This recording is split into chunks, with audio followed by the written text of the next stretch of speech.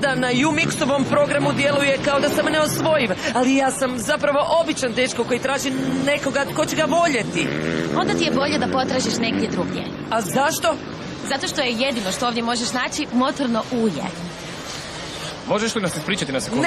Ne može, upravo razgovaramo. Ali ja moram razgovarati s tobom, a ona je zauzeta. Nećeš li mi pomoći? Ali Leon, slatka zgodna djevojka, želi razgovarati sa mnom i sve ide kako treba, a ti dođeš po mene da radim. To nije u redu, prijatelju. Dobro, prijatelju, ako ćeš se hvaliti svim tim djevojkama da si moj asistent, onda se ponašaj tako i pomozi. Da, ne razgovaram sa svima. S onom ondje nisam razgovarao. Koncentriraj se. Trebam te da budeš fokusiran, da pratiš vrijeme i bilježiš krugove stalno. Kad ja prolazim, ti mi pokažeš vrijeme. Dobro? Čekaj. Molim. Da. A, odlično. Odmah dolazim. Kuda ideš?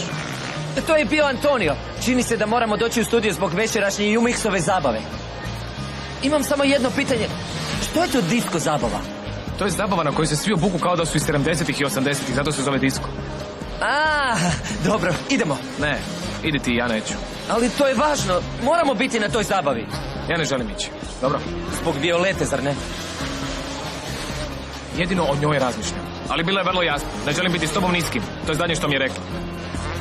U svakom slučaju, idi, vidjet ćemo se. Dobro, sretno.